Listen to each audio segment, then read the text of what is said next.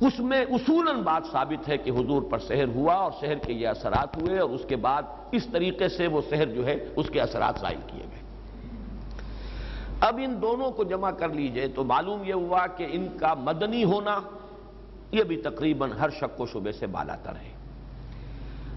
اور پھر جوڑا ہونا، یہ میں عرض کر چکا ہوں کہ جتنی بھی نسبتیں ہو سکتی ہیں صورتوں کے اندر جوڑے ہونے کے لیے، وہ سب کی سب وہ ساری خصوصیات ان دونوں صورتوں کے مابین موجود ہیں۔ اس حوالے سے اب پھر میں عرض کر رہا ہوں کہ قرآن حکیم کی صورتوں کا 7 گروپوں کی شکل میں ہونا، یہ وہ بات ہے جس کا تذکرہ میں نے بارہا کیا ہے اور مولانا امین احسن اصلاحی صاحب کے حوالے سے کیا ہے،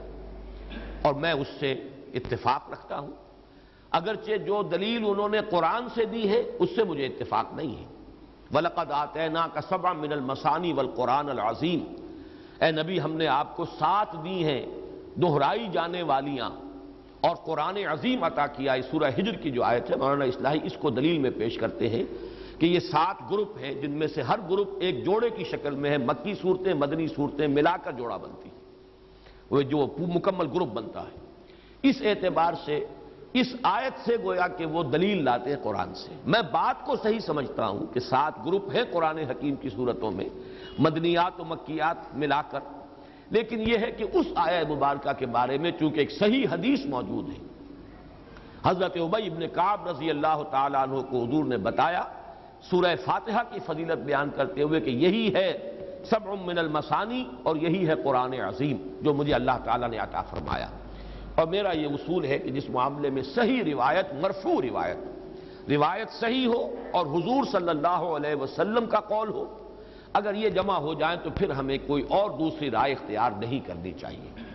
لہذا میں اس دلیل کو صحیح نہیں سمجھتا، لیکن اصولاً بات صحیح سمجھتا ہوں کہ قرآن حکیم کی صورتیں 7 گروپوں میں منقسم ہیں جو مختلف ہیں 7 منزلوں سے۔ 7 منزلیں وہ تو ہے تلاوت کے لیے تقریباً مساوی حصوں میں قرآن مجید کو تقسیم کیا گیا۔ ان کا ذکر تو سلف میں موجود ہے، دور صحابہ میں موجود ہے، 7 حزب یا 7 منزلیں،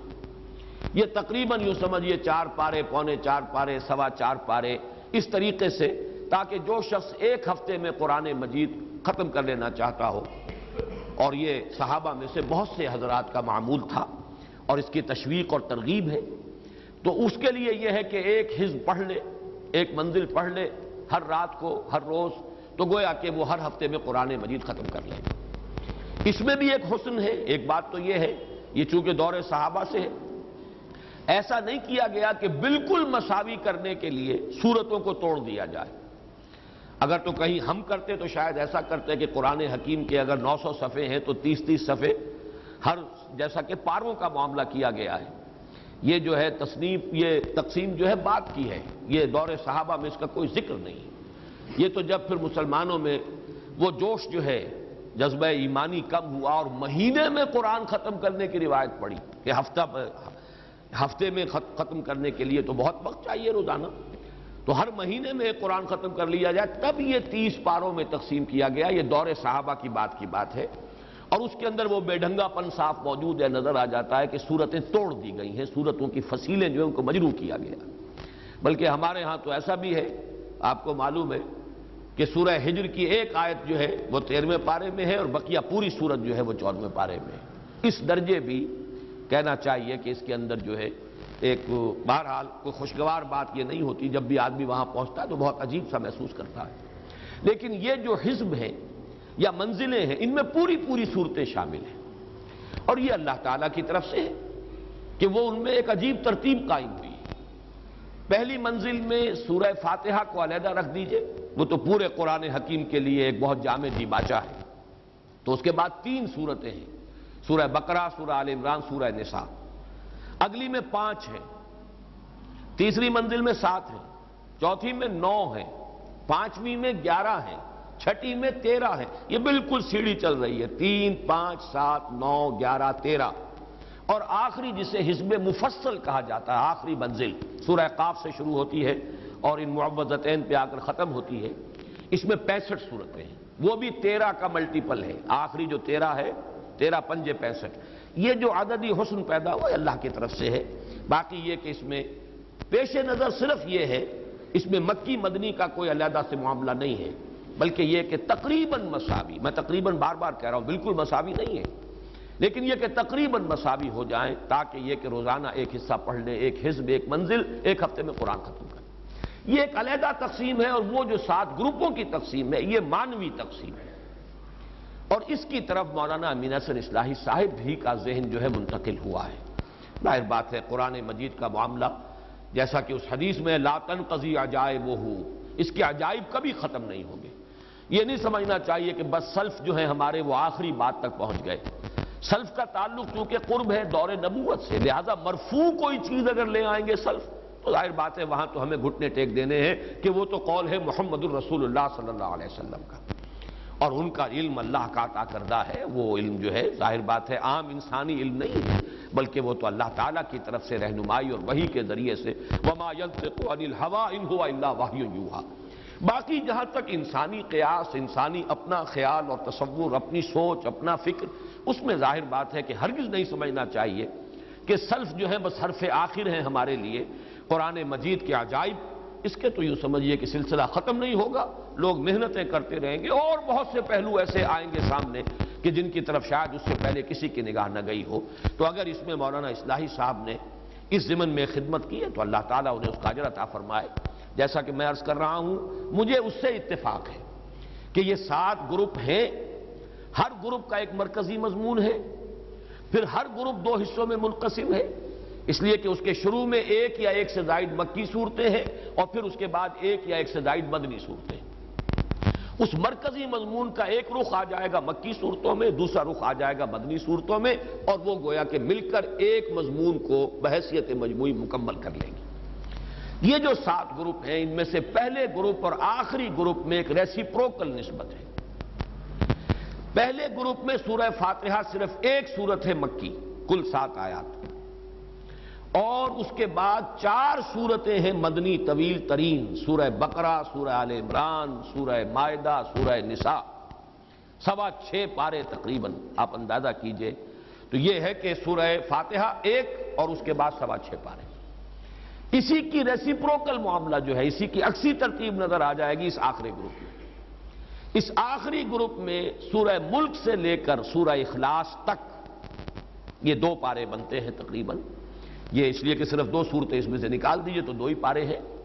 یہ ہے ساری کی ساری مکیات اور مدنیات، صرف یہ 2 صورتیں ہیں آخری، کیونکہ یہ بات میں پہلے بھی اجمالاً بیان کر چکا ہوں۔ اگرچہ بعض صورتوں کے بارے میں اختلاف رائے ہے کہ وہ مدنی ہے یا مکی ہے، لیکن میں آج عزم بالجزم کے ساتھ اپنی یہ رائے ظاہر کر رہا ہوں کہ میرے نزدیک اس گروپ کی صرف یہ 2 آخری صورتیں جو ہیں یہ مدنی ہیں، اور اسی سے وہ حسن قائم ہوتا ہے، وہ عکسی ترتیب، بالکل گویا کہ وہاں ایک سورت سورہ فاتحہ 7 آیات پر مشتمل، یہاں 2 صورتیں معوذتین اور کل 11 آیتوں پر مشتمل، اور باقی یہ کہ اس کا اتنا بڑا گروپ ہے وہ سب کا سب مدنیات پر مشتمل، اور یہ پورا کا پورا گروپ جو ہے مکیات پر مشتمل ہے۔ بلکہ ادھر سے آگے جب ہم جاتے ہیں ایک گروپ یعنی دوسرا گروپ، اور ادھر سے پیچھے جائیں گے ایک گروپ یعنی چھٹا گروپ، وہ بھی ان دونوں میں یہ بات آپ کو نظر آئے گی کہ وہ تقریباً متوازن ہیں۔ چنانچہ دوسرے گروپ میں 2 صورتیں مکی، سورہ انعام، سورہ اعراف، 2 ہی صورتیں مدنی، سورہ انفال، سورہ توبہ، بالکل گویا کہ تعداد سور کے اعتبار سے تو بالکل یہ ہم وزن ہو گئی۔ اسی طریقے سے یہ جو لاسٹ بٹ ون ہے چھٹا گروپ، اس میں بھی 7 صورتیں مکی، سورہ قاف سے لے کر سورہ واقعہ تک، اور 10 صورتیں یہ، اور ویسے حجم کے اعتبار سے دیکھیں گے تقریباً مساوی حجم بن جائے گا، یہ 10 صورتیں سورہ حدید سے لے کر سورہ تحریم تک یہ مدنیات۔ تو یہ گروپ جو ہیں آپس میں متوازن، جبکہ پہلا اور آخری گروپ جو ہے وہ آپس میں وہ عکسی ترتیب، عکسی نسبت، ریسیپروکل ان کے درمیان جو ہے وہ نسبت ہے کہ وہاں مکی صورت صرف ایک، باقی طویل 4 مدنیات، یہاں یہ سورہ ملک سے لے کر سورہ اخلاص تک تمام مکیات، اور صرف یہ 2 صورتیں مدنی۔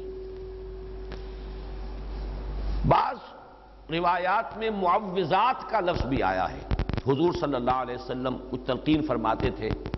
اور خود آپ کا بھی ایک معمول تھا، اور یہ روایت بھی ثابت ہے بخاری سے اور مسلم سے کہ رات کے وقت آپ کا یہ معمول تھا کہ یہ دونوں صورتیں آپ پڑھتے تھے، اپنے ہاتھوں پر پھونکتے تھے، اور پھر اپنا ہاتھ، اپنا دست مبارک اپنے پورے جسم پر جہاں جہاں تک بھی ہاتھ پہنچ سکتے تھے آپ پھیر لیتے تھے۔ یہ رات کو سوتے ہوئے آپ کا معمول تھا، یہاں تک کہ مرض وفات میں جب آپ پر نقاہت بہت زیادہ طاری ہو گئی تو ایسا بھی ہوتا رہا ہے کہ حضور صلی اللہ علیہ وسلم کے ہاتھ حضرت عائشہ نے اٹھائے، حضور نے اس پر پڑھا، پھونکا، اور پھر حضرت عائشہ نے حضور کے ہاتھ جو ہیں آپ کے جسم کے اوپر پھیر دیے۔ بلکہ ایسا بھی ہوا کہ خود حضرت عائشہ رضی اللہ تعالیٰ عنہ نے اپنے ہاتھوں سے یہی عمل جو ہے جاری رکھا ہے۔ تو یہ بھی اصل میں نبی اکرم صلی اللہ علیہ وسلم کا جو ایک خاص تعلق ان دو صورتوں کے ساتھ ہے، اس لیے کہ روایات سے یہ معلوم ہوتا ہے کہ ان کے نزول سے پہلے قرآن مجید میں بھی مختلف جگہوں پر جو ہے وہ استعاذے کا حکم موجود ہے، تو حضور سے بھی بہت سی دعائیں منقول ہیں جن میں آپ استعاذہ کرتے تھے، پناہ طلب کرتے تھے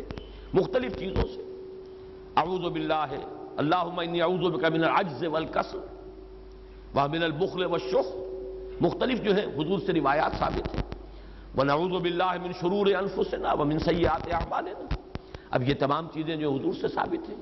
لیکن جب یہ صورتیں نازل ہو گئی تو اس کے بعد حضور صلی اللہ علیہ وسلم نے گویا کہ تعوذ جو ہے اپنا اس کو خاص کر لیا ان دو صورتوں کے ساتھ۔ گویا کہ جامع ترین کلمات جب اللہ تعالیٰ کی طرف سے عطا ہو گئے محمد الرسول اللہ صلی اللہ علیہ وسلم کو، پھر تو اور جو آپ نے خود اپنے خیال سے، اپنے فکر سے، اپنی سوچ کے مطابق جو کچھ اور تعوذات تجویز کیے تھے، گویا کہ ان پر ترجیح دیتے ہوئے اب معمول بنا لیا تعوذ کا انہی دو صورتوں کے ذریعے سے۔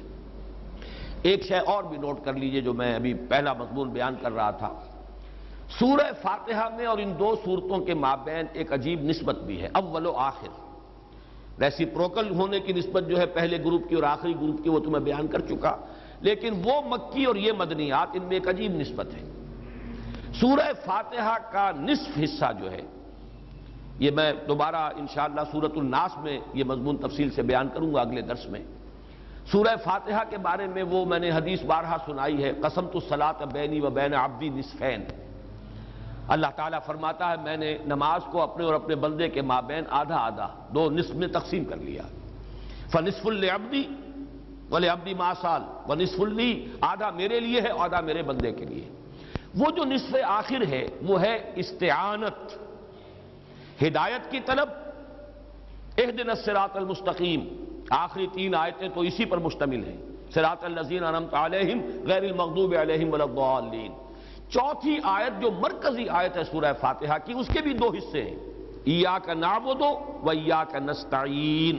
یہ نستعین کی در حقیقت شرح ہو رہی ہے، اے اللہ ہم تجھی سے مدد مانگتے ہیں، اور اس کے اندر سب سے بڑی مدد جو ہمیں درکار ہے، اہدنا الصراط المستقیم صراط الذین انعمت علیہم غیر المغضوب علیہم ولا الضالین۔ جبکہ ایاک نعبد کا تعلق جو ہے وہ پہلی تین آیتوں سے ہے، الحمدللہ رب العالمین الرحمن الرحیم مالک یوم الدین ایاک نعبد۔ اللہ تعالیٰ کی مدح ہے، ثنا ہے، اس کی تمجید ہے، اس کی تحمید ہے، حمدنی عبدی مجدنی عبدی، یہ دو جو الفاظ آئے ہیں اس حدیث قدسی میں، اور اس کا منطقی نتیجہ یہ ہے ایاک نعبد۔ بلکہ شاید یاد ہو بعض حضرات کو، میں نے تو عرض کیا تھا کہ ایک ترازو کی شکل میں اگر اس سورہ مبارکہ کو کوئی آرٹسٹ لکھے، جس نے بھی کچھ یہ فن جو ہے اس میں کچھ مہارت حاصل کی، ہمارے پاس ایک اب ساتھی آئے ہوئے بھی ہے اس 1 ایئر کورس میں، کہ جو خاص طور پر امریکہ سے فائن آرٹس میں گریجویشن کر کے آئے ہیں، تو وہ میں آئیڈیا آج پھر بیان کر رہا ہوں۔ یہ بالکل ایک ترازو کے مانند ہے، یہ جو فرمایا قسمت الصلاۃ بینی و بین عبدی نصفین، یہ حدیث اتنی مکمل ہے، اور اسی کے حوالے سے میں نے بعض جو مسائل ہمارے ہاں اختلافی ہیں ان کے ضمن میں بھی حتمی پھر ایک رائے قائم کی ہے اسی کے حوالے سے۔ یہ حدیث قدسی ہے اور یہ صحیح حدیث ہے، اور بالکل ترازو کا معاملہ۔ دیکھیے ترازو کے درمیان میں پکڑنے کی شے ہے وہ، اور پھر یہ دو ڈنڈے، اور دونوں سروں سے پھر تین ڈوروں سے پلڑا جو ہے لٹکا ہوتا ہے۔ ایک پلڑا ہے وہ 3 ڈوریاں، ادھر بھی دوسرا پلڑا ہے اور 3 ڈوریاں۔ بالکل یوں سمجھیے پہلی 3 آیات الحمدللہ رب العالمین الرحمن الرحیم مالک یوم الدین، یہ 3 ڈوریاں ہیں، اور جہاں یہ جڑ گئی ہے جا کر ایاک نعبد، دوسرا سرا ایاک نستعین، اور اس کے ساتھ 3 ڈوریاں ہیں، اس ایاک نستعین اہدنا الصراط المستقیم 3 آیتیں، صراط الذین انعمت علیہم غیر المغضوب علیہم ولا الضالین، یہ 3 ڈوریوں کے ساتھ استعانت، ان 3 ڈوریوں کے ساتھ ایاک نعبد اور ایاک نعبد و ایاک نستعین، یہ ایک آیت ہے، اور یہ گویا کہ اس ڈنڈی کے مانند ہے۔ درمیان میں جو حرف عطف ہے وہ پکڑنے والی مٹھ جو ہے جس سے کہ پکڑا جاتا ہے ترازی کو، ایاک نعبد و ایاک نستعین، اور ایاک نعبد کے ساتھ الحمدللہ رب العالمین الرحمن الرحیم مالک یوم الدین، اور ایاک نستعین کے ساتھ اہدنا الصراط المستقیم صراط الذین انعمت علیہم غیر المغضوب علیہم ولا الضالین۔ یہ جو شکل سامنے آتی ہے، اس سے وہ 2 مسئلے حل ہو جاتے ہیں کہ جو ہمارے درمیان اختلافی ہیں۔ مثلا ایک یہ کہ آیت بسم اللہ سورہ فاتحہ کا جز ہے یا نہیں، اس حدیث میں اس آیت کا ذکر نہیں، لہذا وہ رائے قوی ہے جو امام ابو حنیفہ کی ہے رحمۃ اللہ علیہ کہ آیت بسم اللہ سورہ فاتحہ کا جز نہیں ہے، ورنہ تو یہ تقسیم ہی نہیں ہو سکے گی، پھر یہ نصفین کا حساب کتاب جو ہے بالکل ختم ہو جائے گا۔ اور دوسرے یہ کہ جو بعض حضرات جو ہیں جن لوگوں نے سورہ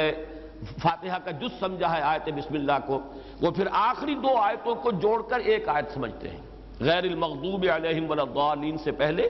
صراط الذین انعمت علیہم غیر المغضوب علیہم ولا الضالین، ان کو دونوں کو ملا کر ایک آیت سمجھتے ہیں، اس لیے کہ سبب من المثانی تو تبھی بنے گا۔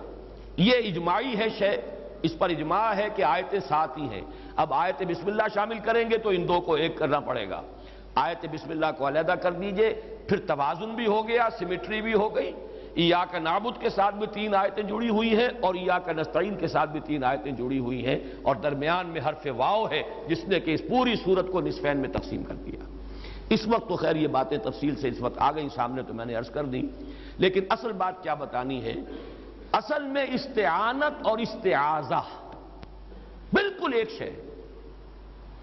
آپ مدد طلب کرتے ہیں کسی کی، کسی شے کے خلاف، کوئی اندیشہ ہے، کوئی خطرہ ہے،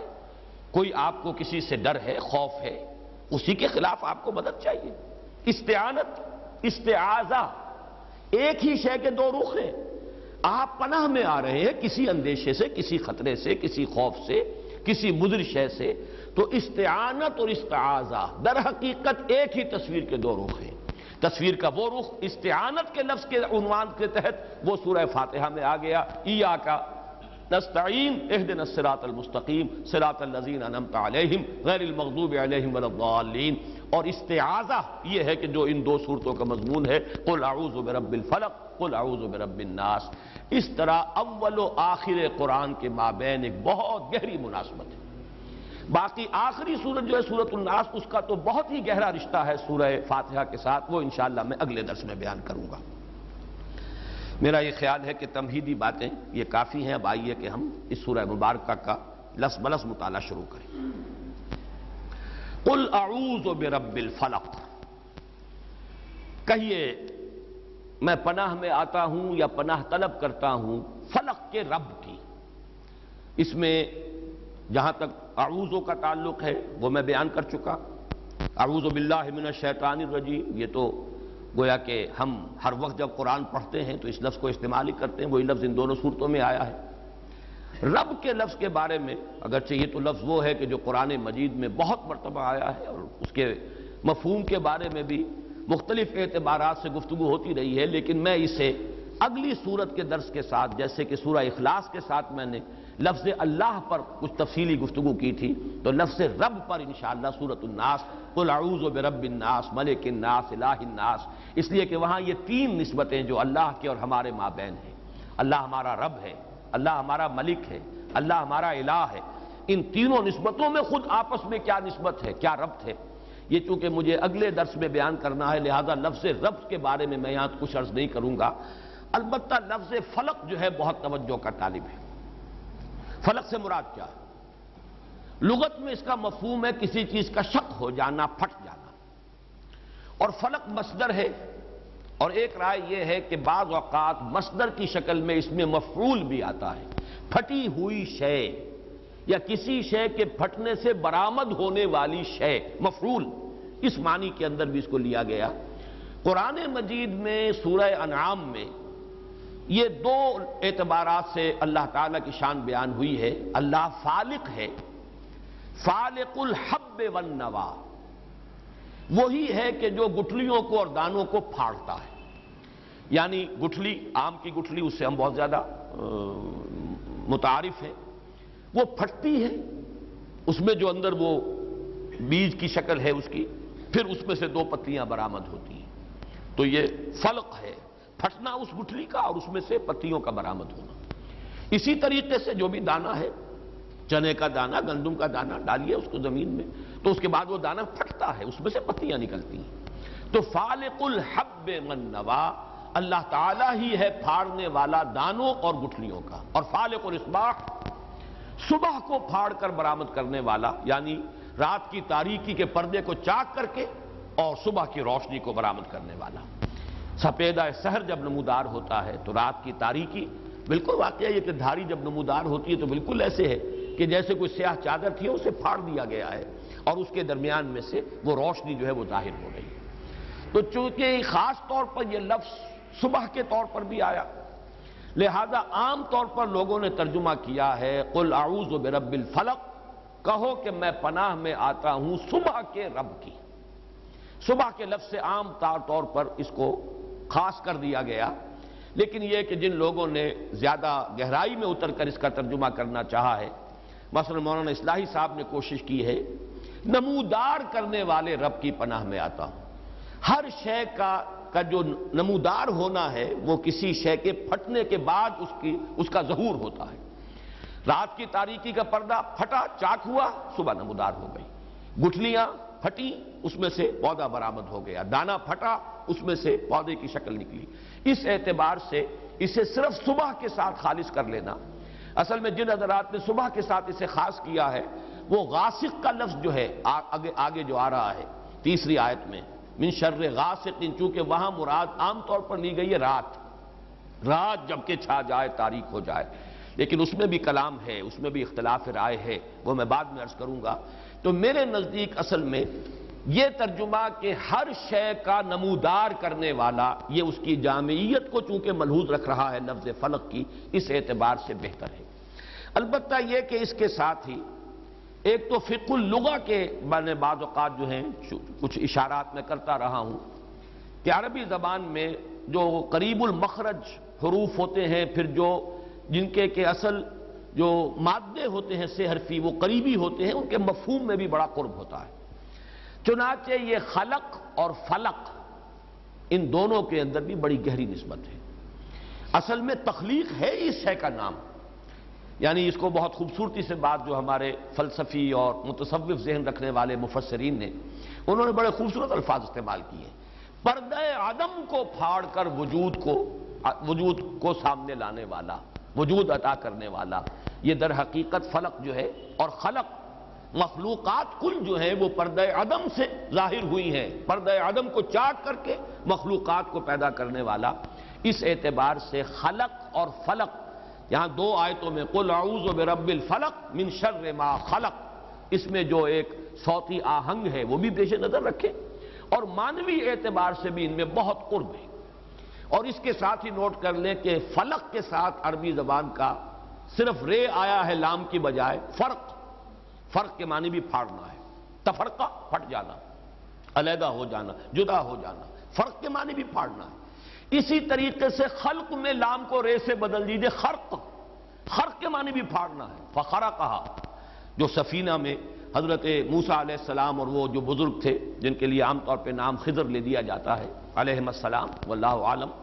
تو ان کا آتا ہے فَإِذَا رَكِبَا فِي السَّفِينَةِ خَرَقَهَا قَالَ أَخَرَقْتَهَا لِتُغْرِقَ أَهْلَهَا. تو یہ پھاڑ دینا جو ہے، کشتی کا ایک تختہ اکھاڑ دیا، تختی کو پھاڑ دیا.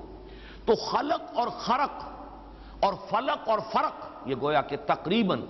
قریب المفہوم، اپنے مادے کے اعتبار سے، اپنے صوتی آہنگ کے اعتبار سے.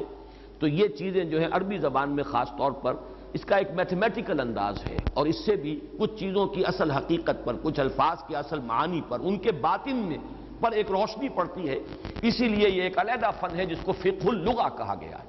زبان کا فہم، آج کل بھی آپ کو شاید معلوم ہو کہ فلسفے میں لنگوسٹکس جو ہے وہی اب فلسفہ رہ گیا دنیا میں. میں بلکہ آج کل ایک کتاب پڑھ رہا تھا تو اس میں یہ جملہ کسی نے یعنی مرثیہ کہتے ہوئے کہا ہے کسی بہت بڑے فلسفی نے کہ اب فلسفے میں رہ کیا گیا سوائے اس کے کہ زبان کا تجزیہ کرتے رہے، اور فلسفے کے سارا میدان جو ہے وہ تو سائنس لے گئی۔ رفتہ رفتہ سائنس کے مختلف شعبوں نے انکروچمنٹ کی ہے فلسفے کے اوپر، اور فلسفے میں اب کچھ نہیں رہا سوائے لنگوسٹکس کے، سوائے زبان کے اور لینگویج کے تجزیے کے، اور فلسفیوں کے پاس کرنے کا کوئی کام رہا نہیں۔ تو یہ انہوں نے فلسفے کا مرثیہ کہا ہے۔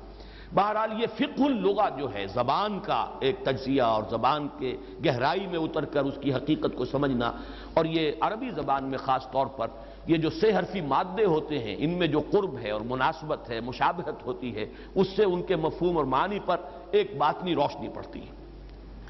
اس کے حوالے سے میں ایک بات اور کہنا چاہتا ہوں، اور حسن اتفاق کی کہا جائے، میں اس طرح کی ثقیل کتابیں پڑھنے کا عادی نہیں ہوں۔ ایک سٹیفن ہاکنگ ایک شخص ہیں، آج سائنٹسٹ، لیونگ سائنٹسٹ میں بہت بڑے سائنٹسٹ ہیں، اور بالکل یوں سمجھیے کہ مفلوج انسان، ایک ایسی بیماری ہوئی موٹر نیورون کی ڈیزیز، جس کی نتیجے میں ان کا اعصابی نظام، بس دماغ ان کا کام کرتا ہے، باقی جسم کے مسلز کام نہیں کرتے، تو وہ ایک وہیل چیئر کے اوپر پڑے رہتے ہیں، یا پھر یہ کہ بستر پر لٹا دیا جاتا ہوگا انہیں، اس وہیل چیئر کے اوپر ہی ان کا ایک کمپیوٹر ہے اور سب کچھ وہ لکھتے ہیں، زبان سے جو کچھ کہتے ہیں وہ کوئی ان کا قریب کا جو مستقل طور پہ ان کے پاس رہتا وہ تو کچھ سمجھ سکتا ہے ڈیسائفر کر کے، باقی یہ کہ عام آدمی ان کی گفتگو نہیں سمجھ سکتا۔ لیکن اس وقت وہ آئنسٹائن کے بعد پوری دنیا میں، دنیائے فزکس میں، عالم طبیعیات میں چوٹی کا آدمی، جو اس وقت ریسرچ ہو رہی ہے طبیعیات کے میدان میں، ان میں اس وقت سر فہرست وہ شخص ہے، اور اس کے نظریات ہیں کہ جو گویا کہ سب سے زیادہ ریسنٹ ہے، ابھی وہ شخص زندہ ہے۔ اس کی میں نے کتاب پڑھی ہے a brief history of time, اور اس میں بات سامنے آئی ہے جس کا پہلے بھی کبھی تذکرہ ہوتا رہا ہے، لیکن مجھے اندازہ نہیں تھا کہ یہ تھیوری اس درجے مقبول ہے کہ اب گویا کہ اس نے بقیہ تمام نظریات کو طبیعیات کے میدان سے خارج کر دیا۔ اب کوئی اور نظریہ جو ہے قابل التفات نہیں رہا کائنات کے اس وجود میں آنے کے سلسلے میں، اس کا اولین ظہور۔ مثلا سب سے بڑا مسئلہ یہ تھا کہ یہ کائنات ہمیشہ سے ہے یا یہ کہ کسی وقت پر شروع ہوئی، طے ہو گیا ہمیشہ سے نہیں تھی۔ اب یہ دیکھیے دین کی جو تعلیمات ہیں اور ایمان کے جو بنیادی حقائق ہیں اب سائنس کے راستے سے واضح ہو کر آ رہے ہیں، ورنہ یہ کہ بات یہ سمجھی جاتی تھی اب تک کہ طبیعیات والے کہ کیسے ممکن ہے کہ کہیں شروع ہوئی ہو، یہ اس کا تو تسلیم کرنا مشکل ہے، یہ تو تسلسل کے ساتھ بات چلی آ رہی ہے، ہمیشہ سے ہے اور ہمیشہ رہے گی۔ اب یہ ہے کہ نہیں، یہ ایک وقت معین پر شروع ہوئی ہے، ایک وقت معین پر ختم بھی ہوگی، یہ بات تو اس کا ایک جز ہے۔ لیکن اس وقت جو خاص بات جن سے میں اشارہ کرنا چاہتا ہوں وہ بگ بینگ تھیوری ہے۔ ایک وقت میں دھماکہ ہوا ہے بہت بڑا، بگ بینگ۔ وہ بگ بینگ تھیوری جو ہے وہ اس درجے مقبول ہو چکی ہے کہ اب کوئی اور نظریہ طبیعیات کے میدان میں اب کھڑا نہیں رہا ہے، سب کے سب اب ختم ہو چکے ہیں۔ وہ گویا کہ چاہے اسے تھیوری کہا جائے، لیکن بعض تھیوریز ایسی ہیں کہ جو اسٹیبلش فیکٹس کے درجے تک پہنچ جاتی ہیں، ان پر یقین اتنا ہوتا ہے جیسے کہ یہ ثابت شدہ اور ویریفائڈ فیکٹ ہے، اور واقعہ یہ ہے کہ اس کی ویریفیکیشنز جو ہیں، اس سے جو نتائج نکلتے ہیں، ان کو جس طریقے سے ویریفائی کیا جا سکتا ہے سائنس کے میدان میں وہ ویریفیکیشن کی جا چکی ہے۔ وہ بگ بینگ کہ دھماکہ ہوا ہے کوئی، اور عدم سے وجود، عدم محض سے وجود ہوا ہے، اور جو اس کی ابتدائی شکل تھی وہ اس کا ماس جو ہے زیرو تھا، کوئی حجم نہیں تھا، اس کا ماس واز زیرو، انرجی جو تھی وہ infinite, temperature infinite, billions and billions of degrees تھی اس وقت ٹیمپریچر، لیکن ماس کوئی نہیں تھا۔ انگارے کے اندر گرمی ہوتی ہے، انگارہ نہیں تھا، صرف حرارت تھی، حرارت تھی، اور انرجی پیک جسے کہا جائے، انرجی تھی لیکن ماس زیرو۔ اور یہ بات بالکل مطابقت رکھتی ہے، قرآن مجید کہتا ہے کہ وجود اللہ تعالیٰ کے ایک کلمہ کن کا ظہور ہے۔ یہ کن، یہی وہ بگ بینگ ہے، اور اس کن ہی کے اندر جو بھی اللہ تعالیٰ نے انرجی پیک جو ہے کر دی تھی وہی ہے۔ اس کے بعد یہ پھر ایکسپینڈ کر رہی ہے مسلسل، اور جیسے جیسے ایکسپینڈ کر رہی ہے ٹھنڈی ہوئی ہے۔ چنانچہ ان کا کہنا یہ ہے کہ اس بگ بینگ کے نصف سیکنڈ کے بعد وہ اس کا ٹیمپریچر آدھا ہو گیا تھا، وہ آدھا بھی اتنا تھا کہ آج جو سورج کا جو ٹیمپریچر ہے اس کے بالکل نیوکلیس کے، اس کے بالکل اندر جو ٹیمپریچر ہے اس سے بھی کئی ہزار گنا زیادہ تھا وہ آدھا ٹیمپریچر بھی۔ اتنی حرارت، اتنی انرجی، لیکن زیرو ماس، اس لیے کہ مادہ تھا ہی نہیں، انرجی ہی انرجی تھی. یہ انرجی ہے در حقیقت جو اللہ تعالیٰ کے اس امر کن سے پیدا ہوئی. اسی انرجی میں پھر وہ فوٹونز تھے اور ایسے باریک ذرات 1 ملینتھ ایک ملی میٹر کا، اور وہ ملین میں ایک کے ساتھ 30 زیرو اور لگائیے تو 1 ملی میٹر کا 1/1 اور 30 زیرو لگا کر جو بھی تصور کو ذہن میں لا سکتے ہو تو یہ تھا. اس کے بعد اس کو جو مختلف پارٹیکلز اس سے ظہور میں آئے ہیں ان کا حجم یہ تھا. بہرحال یہ میں سمجھتا ہوں کہ بہت قریب ہے اس کے قل اعوذ برب الفلق. یہ فلق جو ہے پردہ عدم چاک ہوا ہے، اور پردہ عدم چاک ہوا ہے اور اللہ تعالیٰ کے حرف کن نے، یہ اللہ کا ایک حرف کن جو ہے، اب اس میں آپ چاہیں تو اسے کہیں وہ ڈیوائن انرجی ہے. انرجی کہاں سے آئی ہے؟ آپ اگر کہتے ہیں کن، اس میں آپ کی اپنی انرجی ہے جس نے کہ وہ شکل اختیار کی ہے اس حرف کن کی، اس لیے کہ یہ انرجی کے بغیر تو نہیں ہے. بہرحال یہ ذرا پھر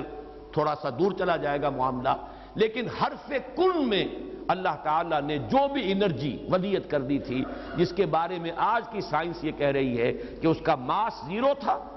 لیکن حرارت جو ہے وہ بلین ڈگری سینٹی گریڈ، وہاں سے اس کائنات کا آغاز ہوا ہے. گویا کہ کل خلق اور کل فلق در حقیقت یہ ہم مانی ہے. قل اعوذ برب الفلق، یہاں پر گویا کہ فلق کا مفہوم ہو جائے گا. کہو کہ میں پناہ میں آتا ہوں کل موجود